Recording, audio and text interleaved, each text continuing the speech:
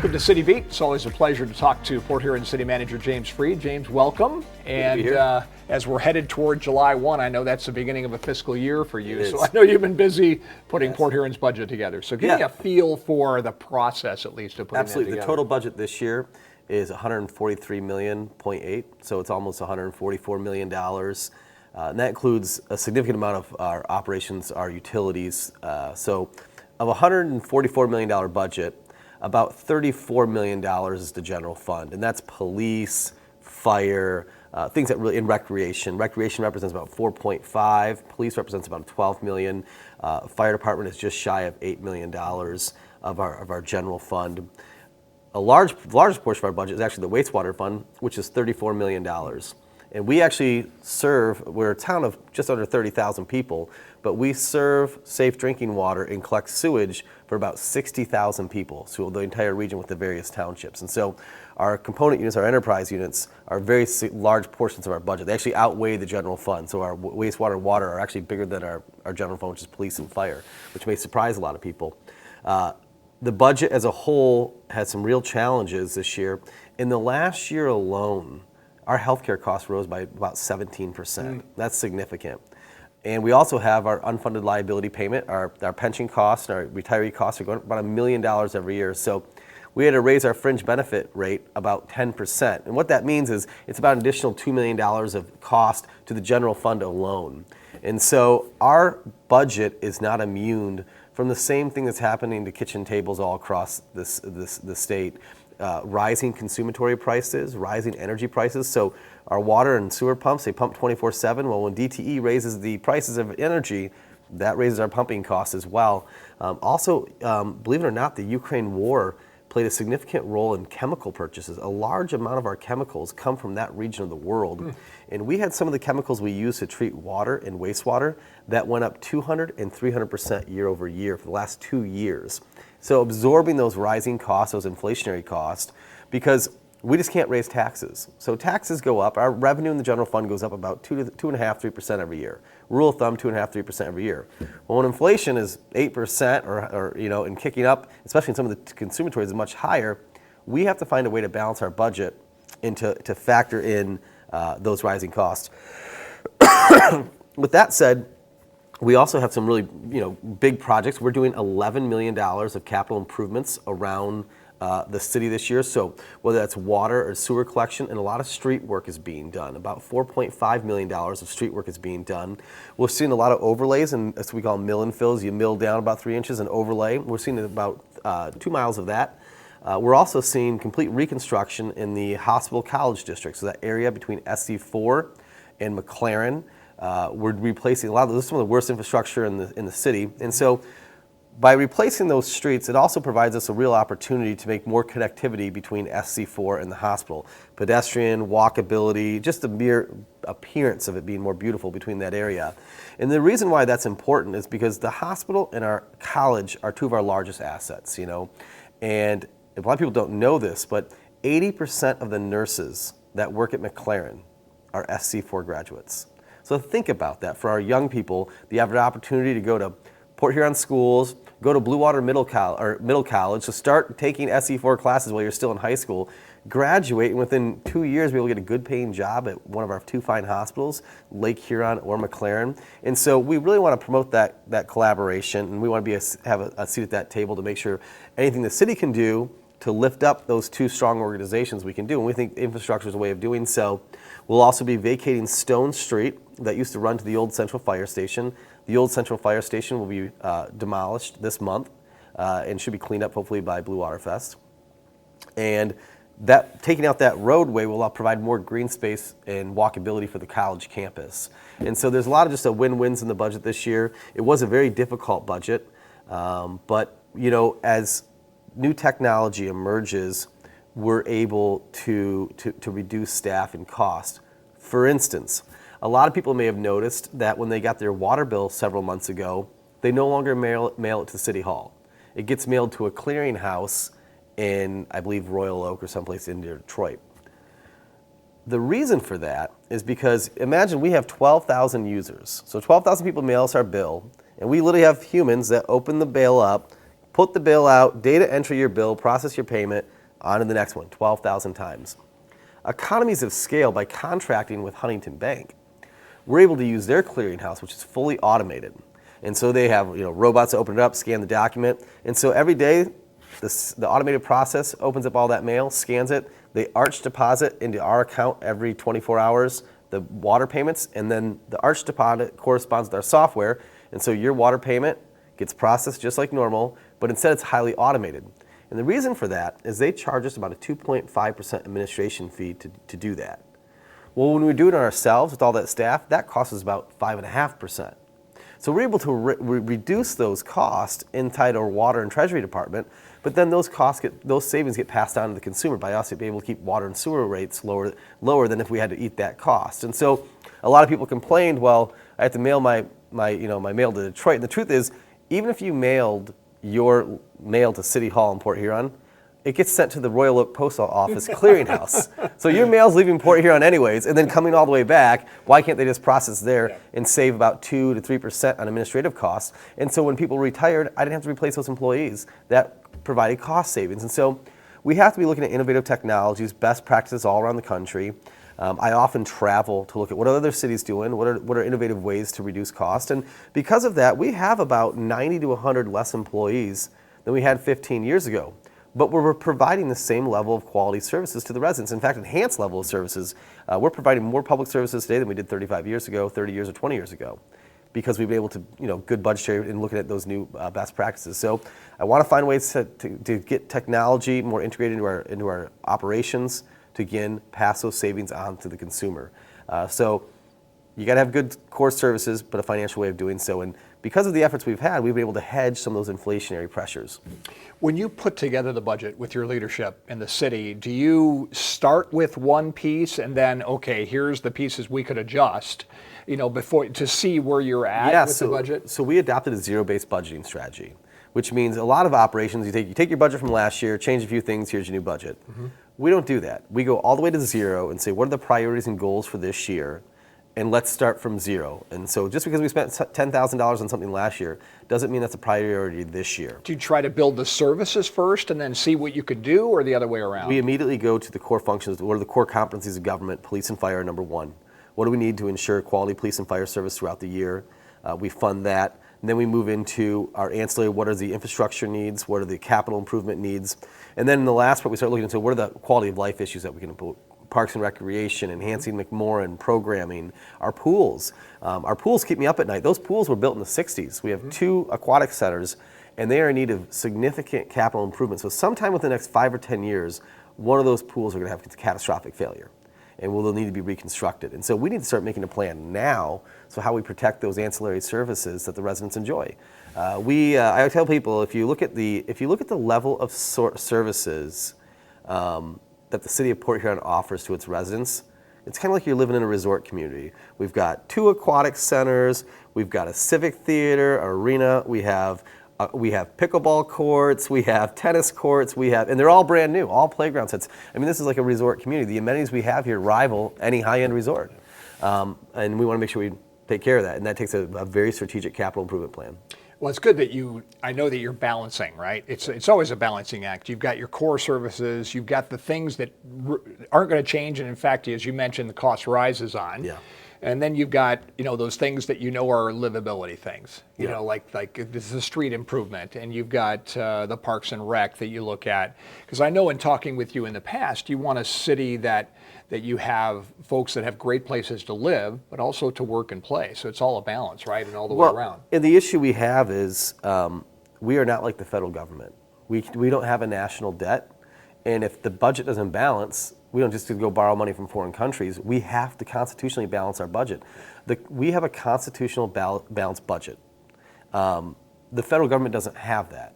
And so a lot of people get frustrated when we have to make difficult decisions because they don't see that happening in D.C. Well, unlike D.C., we constitutionally are obligated to have a balanced budget. And so that is why we have to make the difficult decisions.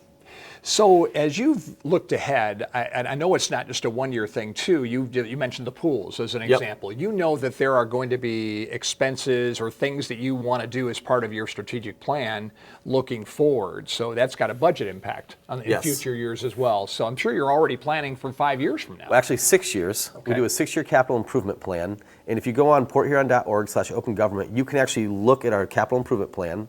And it goes 6 years out, and it tells you every single project we intend to do next year, the year after that, and so forth. But it also has corresponding budget allocations, where we think we're going to get funding from for that project. Now, there are some things way out on the horizon that we're still saying, hey, this needs to be done, but we don't have a funding source yet. But we still put on the capital improvement plan, and the reason for that is it helps us apply for grants. So when you apply for a federal grant or a state grant, the first thing they ask is this in your capital improvement plan? And if it's not, they'll say, well, were you really planning on it? So if you download our capital improvement plan, there's a few pie-in-the-sky ideas out there like, well, do we really need that? Of course not, it's not a priority. But if someone throws a grant at us, we'll consider it. And so that's why it's in the document as well. How much of your budget would be funding from other sources, like a state and federal government? Nothing operational. Okay. So we have to rely on ourselves for operations. We do get some federal funding for some roads. So for instance, Lapeer from 16th to 24th Street is going to be completely reconstructed, new water, sewer, sidewalks, curb gutter, everything. We received about a $1.1 million federal block grant for that. But nothing operationally is paying for people, or we try to be independent and sovereign from because if they cut that grant funding, we don't want to jeopardize services. Yeah. M25, meaning Michigan Road, right? That goes right through this heart of your city. Is that something too that you would get state dollars to help? So we are. In fact, the downtown redevelopment project, which is going to be happening in 2027, that's a multi-million-dollar project that's all state funded. Now we will have some, we will be adding some costs for water and sewer, but that's our participation costs. Okay. Anything else that would be grant that you know you're going to be getting grant money here in the next year? We have some DNR grant funding coming in for hopefully Sanborn to upgrade a bathroom facility there. Remember, SC4 has their baseball team there, and we'd like to get some more appropriate bathroom facilities there, maybe a snack bar there to help be a nice amenity to the SC4 baseball field. Okay. You mentioned, and I want to touch on this briefly, you mentioned partnerships and what's important to the city and SC4 and McLaren. As I was driving down Erie Street the other day, I noticed how much more green that's looking and how much more space. Is that an ongoing kind of thing for you in the hospital and SC4 as you're looking at that? Yes, but also the exciting news with Erie Street is that this fall, a $17 million mid-rise apartment complex is getting built in the corner of Lincoln and Erie. That project also includes on the corner of Rollins Street, there is a mixed-use commercial, there's a commercial building, it's brick with 2 units on top. They will be rehabbing those 2 units on top of that building, as well as the commercial space, hopefully to put in a coffee shop or something that can serve both the college and SC4. So that's part of a $17 million project happening this fall. It's an advantage to have the college downtown, isn't it? It's the crown jewel of Port Huron. Having that college downtown brings a whole new life into our downtown, some youth and vibrancy, but it also makes those students a part of this community just a little bit more. And so we have a real value in our students there. And the thing about SC4 is sometimes we think about college wrongly as like it's just young people. But a vast, good chunk of that SC4 student body is adults, lifelong learners who are maybe, you know what, I'm going to change my career path, and SC4 is a great opportunity to do so. So we have people in our community who are working full time, who are going to SC4 to maybe change jobs or find a more market resilient job. So SC4 really is a strong tool to hedge against a changing economy, and so we're very blessed to have SC4 here. And it's got great leadership. You look at Kurt Kramer and Pete Lacey and the professors there, it's one of the best colleges in the state. I mean, not just because we're saying that because we're here, but it is. Yeah. Good to hear all this happening. When we come back, I want to talk to you about some of the ongoing things in the city. We'll continue on City Beat with James Freed in just a moment. Lake Huron Medical Center. Our dedicated staff are committed to providing comprehensive care that meets your individual needs. We take time to listen to your concerns, understand your needs, and develop a customized treatment plan just for you. Trust in our expertise, experience our compassion, and let us be your partner in achieving optimal health. Visit us today and discover the Lake Huron difference. Welcome back to City Beat. Our pleasure always to talk with James Freed, City Manager of Port Huron. We talked about the budgeting process in the first half, which leads into kind of the ongoing things that are happening. Last we spoke, the Black River Canal had some work done. Yep. Where does that, just for those who are out there watching this, where does that stand? The Black River Canal has a coffer put in it now, and that prevents water from moving, and moreover the sand from traversing past the Gratiot Street Bridge. The reason for that is once that sand gets past there, we can't reach it, and so we're unable to dredge. Additionally, the mere flow of water at its regular rate poses a severe risk to the banks on both sides because of the severe erosion that has occurred there. If people can go down there and physically see, the banks could collapse at any time. We're very worried about that. And so the coffer dam prevents additional damage from happening. The cost to fix it right now is up to $6 million. The coffer dam was designed with some very strategic nature in place in the fact that the elevation in which it's at, floodwaters can leave, which we actually reverse the flow of the canal and floodwaters we go over with.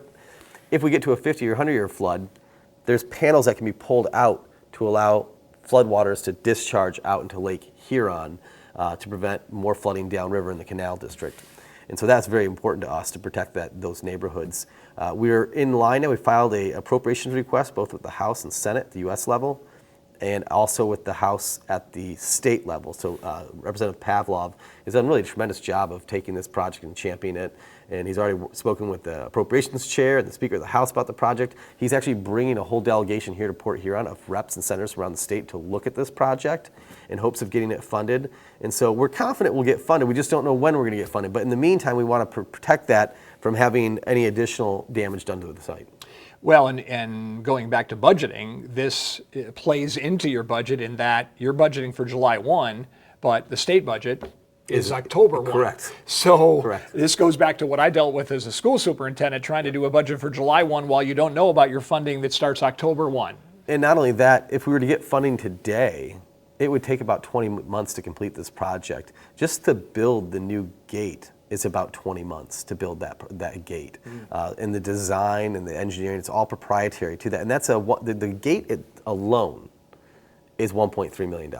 And they want 70% down before they start to build it. So what's been done already? Because there is some infrastructure that's in place. just the coffer dam. Okay. The coffer dam's there to protect it, and that was $500,000. Okay. So we're $400,000 in just to protect and stabilize the site before we actually get into repairs. And so it's not just the gate. Everyone thinks the gate needs refixed. It's not just the lifting mechanisms. There's a whole erosion issue and the bank's collapsing that we have to get fixed. And so that's why it's so much money. What will eventually have to happen for erosion? Is it going to be concrete? Is it going to? So they'll drive seawall in to a certain level, which will create a proper slope ratio to do riprap or stone on the rest of it to armor those banks to make sure they don't collapse in.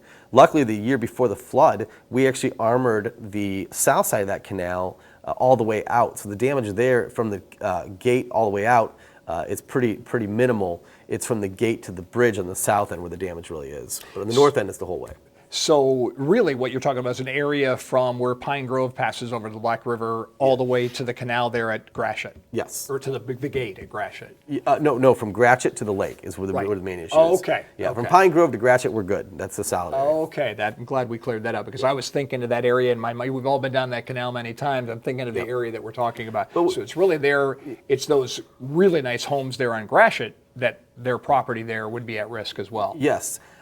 But also with the canal being closed up, there are some cause and effect of that. We're seeing water quality issues in the Black River. The water levels are down. No, I'm not sure if that's because of the canal, because the Black River is down historically north of the canal. So if you go north of the canal by the Elks and by the Elks and Black River Country Club, the river's significantly down there as well, all the way up into Jetto. Right. And so, but we're still seeing water quality issues. The water looks different, it feels different because the canal's not flowing. So there's a downriver effect that having that canal closed up. So we really want to get fixed sooner than possible so we can get the quality better. Well, I think one of the benefits to the canal, lots of benefits to the canal, was that you could flush water into the river at a certain level. But using that, you can flow the water out, you can flow the water in to help clean that water in the Black River as well. Correct. So let's talk about some of the other things that we've talked about in the past but are ongoing. I know that one of your things has been let's look at how do we improve the south side. Yeah. Of Port Huron. So let's talk about that. Yeah, the Neighborhood Improvement Authority, which was established last year, has really hit the ground running. They've already applied for grants for engineering design work to do new walkable paths and amenities within Lincoln Park. Also, we don't have ADA accessibility to the Lincoln Park outlook overlooking the St. Clair River. And so that's part of this design project as well, to design a pathway and ADA accessibility down to the water so people can get down there. They've really taken the lead on traffic calming. They've met and had discussions on traffic calming by Knox Field, where you have 24th Street, which is 4 lanes. It doesn't need to be 4 lanes. So we're going to road diet happen, which is what they think they're going to do there between the Harvey Reinvestment Center to Dove. So there'll probably be a road diet there with some new on-street parking for Knox to kind of calm it down and slow it down. There's just small things that we can do to really enhance the quality of life for people who live down there. This is on top of the significant investment we're seeing at the old Pressville Light facility. The old Pressville Light facility, people forget there's 400,000 square feet of industrial properties that are under roof and companies can move into. So we actually deployed what's called an Oprah district, where we've given a cap the taxes and any future tax growth the developer gets to keep for 12 years to make sure that property, they can reinvest in that property, new roofs, physically painting it, making it look nice. They want to really upgrade the level of facilities there. But that really can be an incubator for new companies to come to town, for companies to expand, when you have that much square footage under a roof. And so a lot of people used to live in that neighborhood. Their parents worked at Pressville Light. They'd walk to work, walk to the grocery store, and walk home, and walk to a great park. We want to make sure that type of life is possible once again in that area. And so all of these things are working towards that. You led me into the area I wanted to go next, which is your industrial park area, that area that we think of between 16th and, say, 32nd, and that Dove 24th area. You ran out of usable space in the one area, but I know that it's been expanding into Port Huron Township. But how do you look at the attraction of people and the attraction of jobs to Port Huron with where you are right now? Well, we have 23 acres on the south side of Dove, and then we have 8 acres on the north side of Dove. The 8 acres on the north side of Dove is under contract for a company that they do hairspray and aerosols for a lot of private label brands, your Target brand, shaving cream and stuff like that. They have that under contract right now, so they're looking at developing that. The 23 acres to the south, we've worked with the Detroit Regional Partnership and the EDA to market that to the highest and best use. What can we get there? And 23 acres, you can probably fit 2, maybe 3 developments on that property. We received an MEDC grant for site readiness, so all the trees were cleared out, the land was leveled, the power lines were moved, and so it's shovel ready. You could build a project there tomorrow through an MEDC grant to help make that happen. And so we work with MEDC. We meet with MEDC all the time, companies who are looking to expand or come to Michigan to attract them to Port Huron. Because really we want to get more job opportunities and more opportunities in advanced manufacturing. It's no longer called the Port Huron Industrial Park, it's called the Port Huron Advanced Technology and Manufacturing Park. Because these jobs are not like the old jobs. There's computers involved, there's robots involved, there's programming in jobs. I mean, these are 6-figure jobs that people can have here and make a good living. And so anyone can have a job, but does the job pay a living wage? Right. And that's really what we want to see. Jobs that were paying $12 or $13 an hour a decade ago are now $23 to $24 an hour starting out. And so it's really an opportunity, a job that can support a family. We haven't talked in a while about the Desmond Landing part. I know that you and I served on the EDA board actually together when they were looking at possible building there on that part of that property in front of the YMCA. I'm thinking that's probably not going to happen now with what's happened with EDA funding, but do you still field inquiries about that property? All the time. Okay. All the time. And I know they have 2 or 3 serious people who are looking at it right now. And so it's just a matter of time before that will sell to the right developer. The market conditions are getting better. Remember when Mr. Atchison cleaned up all that property, the market conditions weren't right. He knew he was in it for the long haul. And that was one of the most generous things about Jim Atchison is he knew he was never going to return on investment. And he knew that in his lifetime, he may not see the full fruits of his labor. But that site is clean, it's ready to go, and that will it'll come to fruition one of these days. What's your dream with all that waterfront property, Desmond, and then you've got the old paper factory, right by Lighthouse Park. What would be a James Freed dream to have happen in those properties? It has to be a mixed use between housing and commercial, and also some type of entertainment and tourism. I'd love to see a hotel. I'd love to see some housing and a hotel, some condos, to bring people to this community, new places for people to live and new places for people to visit. An entertainment component. We've looked at several different things that could be put in at Desmond. But it's one of those things where it's not what James Freed wants, it's what's the free market want. Right. And so I really think private enterprise and private developers, they know what's best for that site and what will actually make it. And so I just want to make sure that government stays out of their way. I want to make sure that we eliminate hurdles and barriers to developing that site, sometimes city government can work with you, or city government can be a real wall. And I want to make sure that we're not an impediment to that getting developed. And Well, you want to incentivize it, right? yeah, You want to absolutely. bring it in. We do. We want whatever the private developers think is worth. So we're looking at working with these private developers, hearing what they have, their visions for the property, and they know better than we do. I'm just a government bureaucrat. I couldn't make it in the real estate world. Yeah, but it is important, though, because you and I have talked about this in the past. You'd like that to be revenue generating. Absolutely, absolutely. Having a city building on the river Correct. Doesn't draw you any No. revenue from that. No, the true, we talked about the budget earlier. There's people say there's no silver bullet to all of our problems. Well, there is. It's growth. Growth, sustained and continued growth is what will help support us financially, address unfunded liabilities, and grow our economy and provide job opportunities. So growth is the target. Any other things that you'd like? We've talked about a lot in the past few months as we've done this, but that's on the top of mind that you're looking forward to. No, I just tell residents, take advantage of your public services. The Parks and Recreation just released their summer rec guide. And so you can go on porthuron.org and look at all the recreational opportunities for your kids.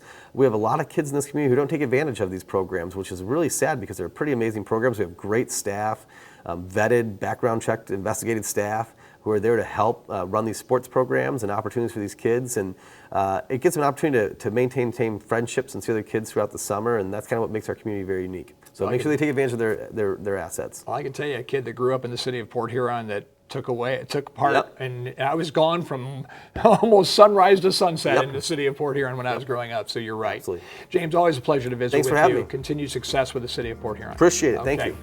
And that'll wrap up this edition for City Beat. Thank you for joining us.